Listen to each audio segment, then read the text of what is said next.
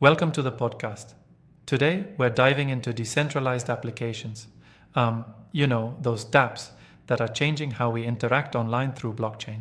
I'm really looking forward to this discussion. So dApps are essentially like the apps we use daily, but instead of running on a centralized server, they operate on blockchain networks, right? Exactly.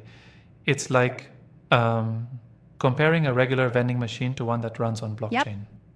Traditional apps are managed by a single authority, while dApps use smart contracts on a distributed network, making them more resistant to censorship and giving users greater privacy.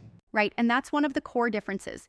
Traditional apps rely on a single company for control, while dApps distribute that control across a network of nodes. Absolutely. And think about it. Each node votes on any changes, using smart contracts as protocols. It's like the rules of a game that no single player can hijack. I like that analogy. It's interesting how dApps, much like smartphones versus old landlines, offer enhanced functionality and security, although they sometimes come with a steeper learning curve. Yeah, exactly. On one hand, you get transparency, decentralization, and robust security thanks to the distributed ledger. On the other hand, building these apps is complex. They require expertise in consensus mechanisms and smart contract development. Yeah, that's a fair point. And speaking of development, it sounds like building a dApp involves multiple stages. Could you walk me through the essential steps? Sure, so it's like first you define the application's purpose and mission. You gotta know what problem you're solving. Then you design the smart contracts, the backbone of your dApp. Next, you build out the front and back end with an open source framework, test extensively, and then focus on data backup and solid security measures. So when it comes to security, what specific strategies are used? Well, for instance, dApps usually implement secure login protocols such as OAuth or SAML. This ensures sensitive information isn't leaked, plus having multiple decentralized backup points further secures Right, the data. that makes a lot of sense. And then we have the aspect of cost. Building dApps can be pricier than traditional apps due to the complexity, right? Yes, precisely. Depending on complexity, building a dApp can cost anywhere from $25,000 to $200,000. This higher cost reflects the additional layers of development, security, and regulatory compliance that dApps must handle. Speaking of regulations, one of the interesting points is that dApps don't have a centralized authority, which means it's tricky for regulators to pin down accountability. Exactly, and that's both a blessing and a curse. While it makes dApps pretty resistant to censorship and centralized control, issues arise when, say, scammers Right, exploit and that these introduces decentralized new systems. challenges. Tell me more about the scams. I understand phishing attacks, rug pulls, even Ponzi schemes have been reported. Yeah, well, scammers often use phishing to trick users into giving up their private keys or using clever AI-generated messages to mimic reality. Then there are rug pulls. The developers vanish with the funds after a token sale, leaving users with no recourse. That's really concerning. I wonder, though, some might argue that with all these risks, dApps are just a passing trend rather than a sustainable model. How do you see that evolving? That's a good point.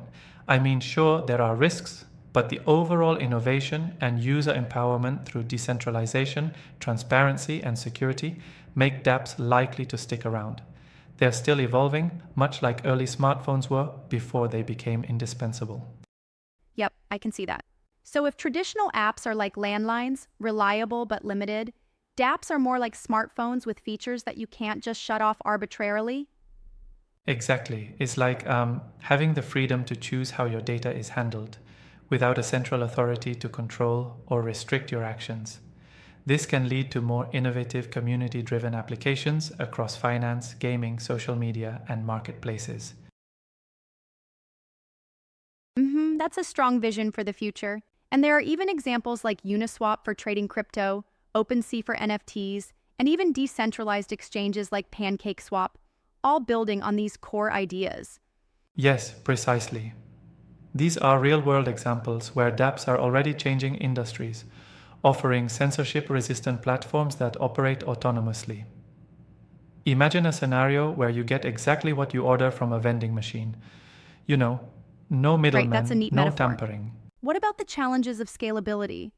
I've heard that dApps can sometimes struggle with high transaction volumes. That's a valid critique. Scalability is one of the major hurdles with dApps. When too many users interact at the same time, you can experience lag or increased transaction fees. Developers are working on layer 2 solutions to counter this, which reduce fees and speed up the process. So it's a bit like upgrading from a dial-up to a broadband connection, right? Yeah, I see the analogy there. Speaking of upgrades, how do regulations fit into this landscape? Regulations are gradually catching up. For example, the EU's GDPR applies to dApps just like it does to centralized apps, ensuring data protection. However, because there's no single owner governing a dApp, enforcing these rules becomes inherently complicated. Some cases, like the Tornado Cash developers' arrest, show the tension between innovative technology and traditional legal frameworks. Interesting indeed. I can see why that might be frustrating for developers who are trying to innovate without getting bogged down in legal issues. Right, and this is where the community-driven nature of dApps can be a double-edged sword. While it fosters innovation, it also means that updating and maintaining these systems can be challenging. Absolutely, and sometimes I feel like the enthusiastic developers might overlook the importance of user-friendliness. dApps often have, clunky interfaces compared to their centralized counterparts. I totally agree there. The user interface is still an evolving aspect. While the back-end technology is revolutionary, the front end sometimes lags behind, making it less accessible for the average user. Yeah, exactly. Right. And this might explain why adoption has been slow among mainstream users, despite the clear advantages in privacy and control. Correct. And that's why continued innovation in UI/UX is crucial. For instance, hybrid models that simplify the experience without compromising decentralization. Think of it like making a smartphone even more intuitive. I see where you're coming from. So, looking ahead, do you think dApps will eventually overcome these challenges to become as ubiquitous as, say, mobile apps are today? I'm optimistic.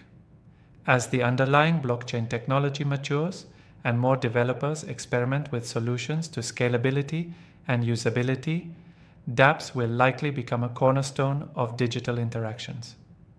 They're evolving tools that, much like smartphones once did, will eventually redefine our online experience. Yep, that's a future I'd love to see.